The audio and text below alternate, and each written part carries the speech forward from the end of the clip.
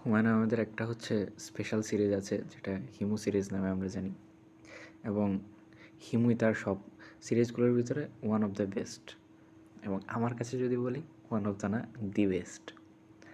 তো হিমুর যে স্টোরিটা সেটা হচ্ছে সবাই আমরা জানি না, আমরা সমগ্র আকারে পড়ি নাই, আমরা হয়তো আলাদা আলাদা ছোটো ছোটো পড়ছি। যেমন হচ্ছে হিমু এখন রিমান্ডে, আজকে হিমুর বিয়ে, হিমু একটি রাশিয়ান পরি, এভাবে এভাবে পড়ছি।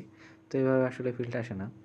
তো ওর পুরো স্টোরিটা যখন আসে না, তখন হচ্ছে অন্যরকম একটা ফিলিংস কাজ করে হিমু ক্যারেক্টারটার প্রতি। যেমন ওর বাবা ছিল আপনাদের ভাষা গল্পের ভাষায় সে ছিল কিছুটা সাইকো প্রকৃতির, কিছুটা না ভাই, বহুত। সে চাইতো যে তার ছেলে মহাপুরুষ টাইপের কেউ একজন হোক, এবং সেটা সে প্রশিক্ষণ দিয়ে মহাপুরুষ বানিয়ে তবেই যাবেন। কিন্তু সেই মহাপুরুষ হওয়ার ধাপটা অনেক কঠিন। তার যে ওয়াইফ মানে হিমুর মা হচ্ছে এই যে কঠিন কঠিন কাজগুলোর মাঝখান দিয়ে তিনি হিমুকে নিয়ে যাবেন, সেটা তার মা বাধা হয়ে দাঁড়াতে পারে বলে সে তার স্ত্রীকেই মেরে দেয়।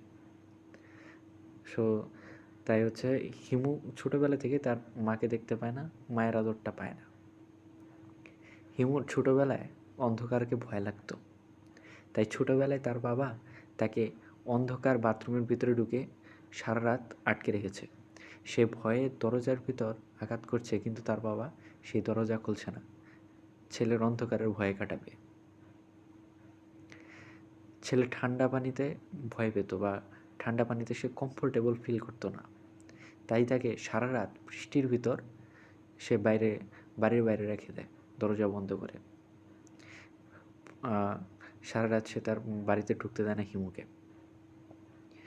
আর হিমুর ছোটোবেলা থেকে তেমন প্রিয় তেমন কিছুই ছিল না, মানে তার বাবা তাকে এমন এমন জিনিসের ভিতর দিয়ে নিয়ে গেছে, তার প্রিয় বলতে তেমন কিছুই ছিল না।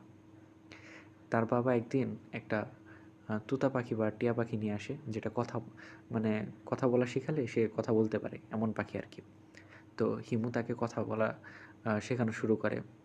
1 মাস, 2 মাস, 3 মাস অনেক কষ্ট করার পর যেদিন সে প্রথম শুনতে পায় হিমু, হিমু, তার বাবা সেই পাখিটার গলা চিপে পাখিটাকে সেখানেই মেরে ফেলে।